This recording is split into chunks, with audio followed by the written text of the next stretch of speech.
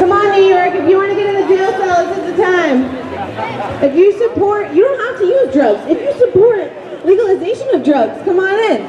Because you know what? You don't have to use drugs to support legalization of drugs and fair prosecution of people who actually cause crimes that are hurting our society.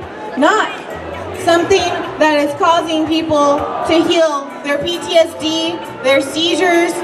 What else is cannabis good for? Glaucoma, insomnia, depression, anxiety, cancer, HIV, epilepsy, sleep apnea, sleep appetites. For people who have chemotherapy patients, they need to be able to eat. And what is the #1 thing for making you have munchies? Cannabis. That's right. And to this day in DC, there's a congressman named Andy Harris, and he's supported by pharmaceutical companies that make medicine for people to be hungry. And he's the one who's making it so that we aren't allowed to have people in DC smoke in the streets. People in federally funded housing can't use their cannabis. And also we have a ban right now that's, we're having a town hall meeting this evening in DC. It's very important. The council didn't have to do this, but they're having a town hall meeting regarding public use in private bars in DC. So jail is indeed not a drug policy. That's what this installation is called. This is a jail that was used in front of the White House a couple years ago. David Bronner locked himself inside this jail and protested the laws on industrial hemp with live plants. He made hemp oil inside the jail. It took the police over 3 hours to cut him out. I'm still doing it. The fact is that civil disobedience and the outside, don't turn up. The outside strategy is about taking it to the streets. It's about mobilizing people. It's about asking every single candidate running for office in 2016 what their position is. And if they don't give you a straight answer, please turn it down. If they don't give you a straight answer, then you shouldn't be voting for them.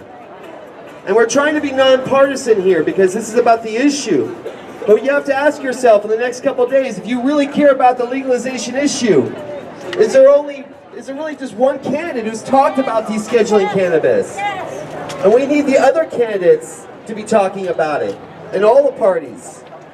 So this is something that's very relevant right now. Now I want to tell you a little story. We are from Washington, D.C., and you're looking at someone who's done something that only 3 other people in the world have done. I personally proposed an initiative to legalize marijuana in Washington, D.C. We put it on the ballot, yes. And everybody said it couldn't be done.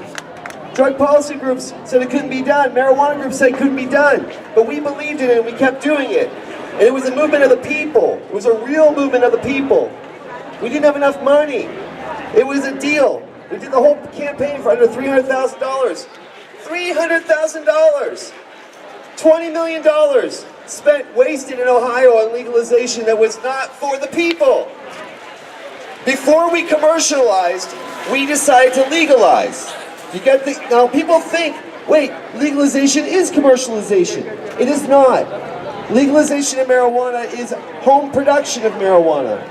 And so now we have over 1,000 people in Washington, D.C., longtime residents, who are growing marijuana. Just 2 days ago in front of the White House, about 1,000 people lined up in a single file line and received free marijuana seeds in front of the White House in Pennsylvania Avenue. And it was legal. It was totally legal. They shared live cuttings so people could take home what they knew were female plants. They could grow them at home. We have people growing their own medicine right now in Washington, D.C., and they are cutting out the underground economy, and they're cutting out the pharmaceutical companies. It's amazing. We don't need to regulate this plant to death. We need to make it legal in a way that's practical for the average person. Now in politics, what is the biggest driver in politics? Does anybody know? Money, right? But the politicians got this all backwards. They're thinking about marijuana as a commercial venture they can tax.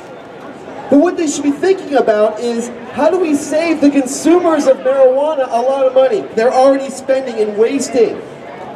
Because the average user, maybe in New York, is spending $400 a month on marijuana. It's more than all their utility bills. It's where all your money's going.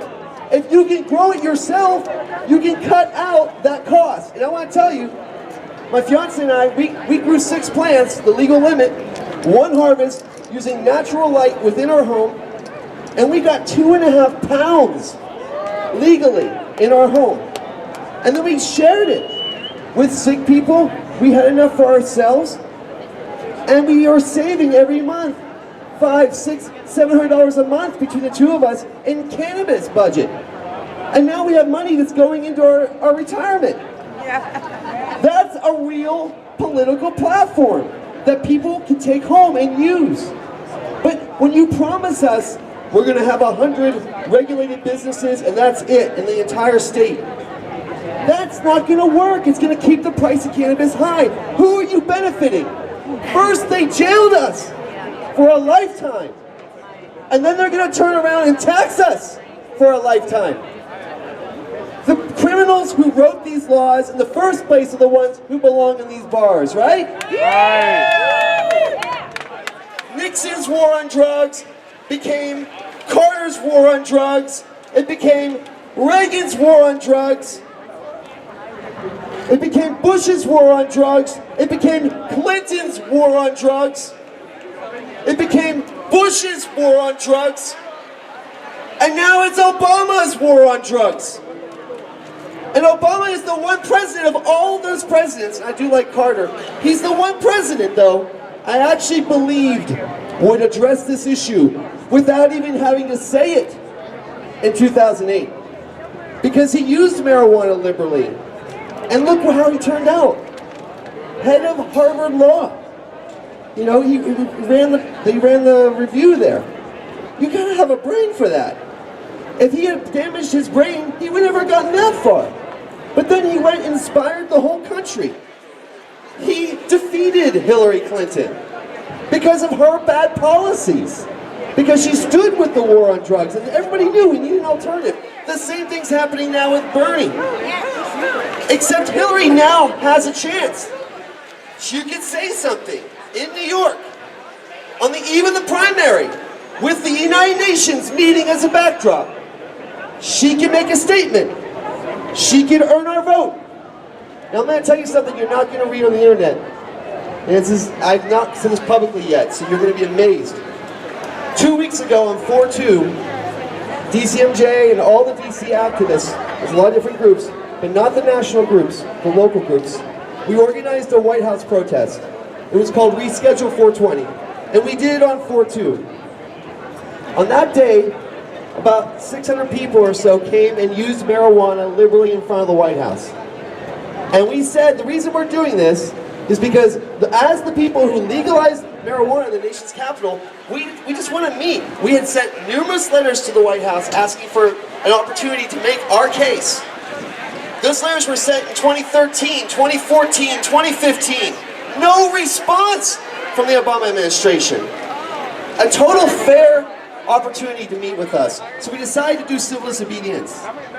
And lo and behold, 2 days after the protest was over, I have an email. And you know who it was? It was the White House. And they want to meet. We're going to meet April 25th. But the follow-up to this is, I asked, all the other national groups, as soon as I got the invitation, Drug Policy Alliance, Marijuana Policy Project, privately I said, guys, they're opening the door to us. Will you come with us? And they said, we'd be happy to go with you. So we asked the White House, we said, look, you were going to meet with the DCMJ group, the DC group, but will you meet with the national groups that represent millions of people? The Drug Policy Alliance, Marijuana Policy Project, NORML, ASA, Patients Out of Time, the list goes on and on. These groups, LEAP, Law Enforcement Against Prohibition, they all have. You add it all up, we're like a huge movement. We have millions of members, and no one in the White House is sitting down with those people.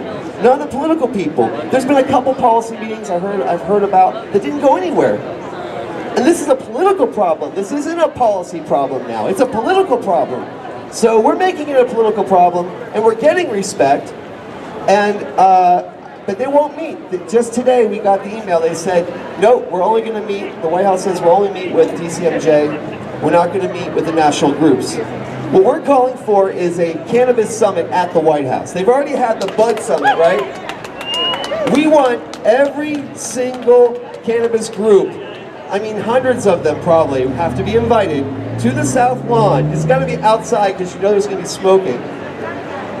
But they're going to go there and the president's going to say to them, this is ending. This war on you is ending. And I'm going to end it before I leave office. It is not a hypothetical. It is the thing that has to happen. Or the Democrats risk the election on this one issue, ironically, of all issues. Because this issue drives young voters. And they're going to stay home and they're not going to vote for Hillary Clinton if the job isn't getting done with Barack Obama. Because he's the more progressive person. We all know that. So it's got to get started. I've talked a long time. My name is Adam Eidinger, and I just want to say it's a great honor to speak to you here. I'm probably not going to give any more speeches the whole time I'm here. But we're going to be here in the cage, driving around, culture jamming, taking it to the people.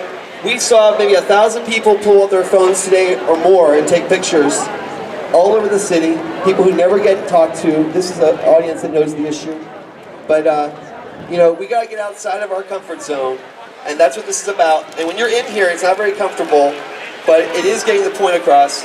And we generally do an open mic situation, so if somebody's got this burning desire to say something, we're going to be here for a while, but we'll let you speak. I really want to hear from people from other countries who didn't have a speaking slot and were like, I really want to say something. We have the PA here.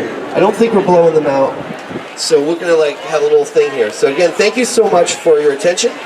And let's change the laws, right? All right.